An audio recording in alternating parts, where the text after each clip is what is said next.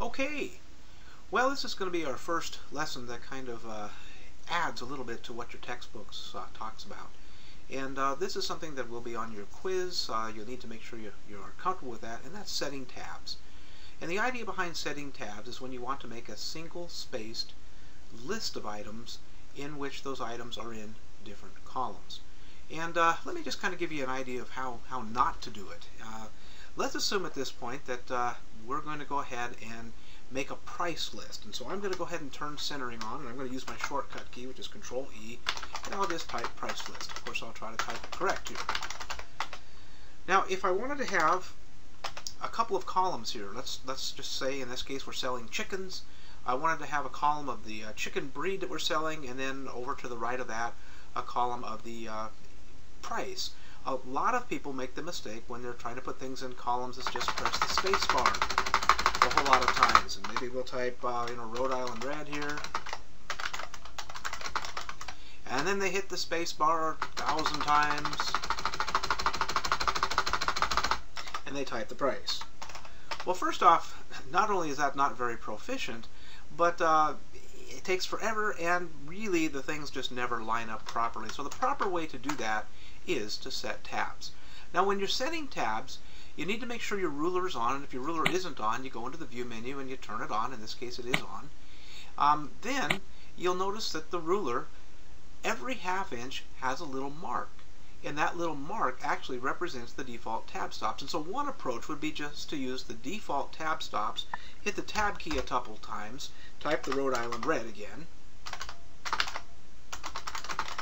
and then tab over this way. That's much better than using the space bar, but the problem again is it never aligns properly.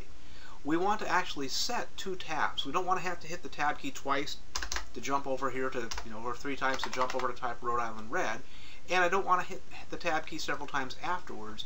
I also want my dollar amounts to align perfectly on the decimal point. So I'm actually going to set 2 tabs. One for the name of the chicken, a second for the price. And the name of the chicken, I want them to align to the left. I want them all to start at the column here.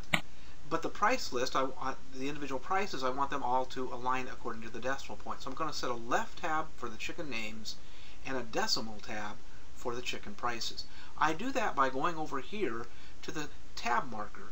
And notice that right now, if I point to it, it says left tab. And that's exactly what I want for my first column.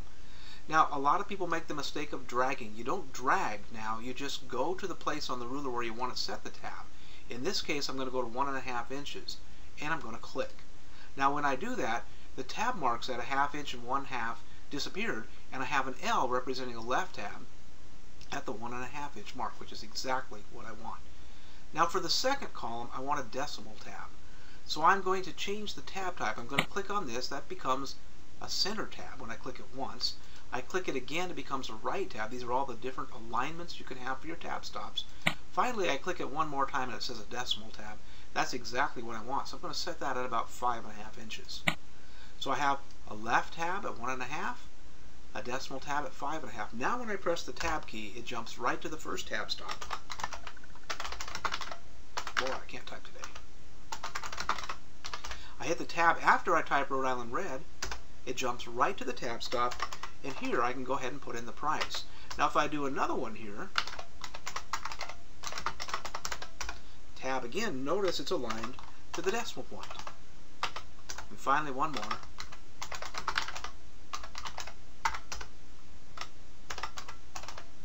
Everything aligns perfectly according to the decimal point. Now here's the other cool thing. If you've set tabs here, and it looks to me like I really haven't done a good job aligning this text. I think really probably this tab over at the 1½ inch mark should probably be at about the 1 inch mark. So, as with anything in Microsoft Word, if I want to change stuff that's already there, I do have to highlight it. So I selected the column to text, and now I just drag the tab stop over. Now while I'm here, the other cool thing I can do is I might want to add some leaders, which are dots between the columns. And I'm going to go ahead and add some dot leaders between these two columns, just so I can make sure I know that the Plymouth Rock is the one that costs $1. Okay, so what I've done at this point is I've expanded the paragraph dialog box, And in the paragraph dialog box, I go to the tab button down at the bottom. Now I have to tell it which tab stop I want the leaders to come in front of, which is going to be the 5.5 inch tab stop. I don't want them in front of the Rhode Island Red and the Plymouth Rock, so I click on the 5.5 inch tab. Then I choose the leader style that I want. I can have dashes, solid lines, or dots. I choose dots. I click set. I click OK. And when I'm done, I have the dots. And that's pretty much how it works as far as setting tabs. And remember, this will be on your quiz. So if you need some help, please let me know about it.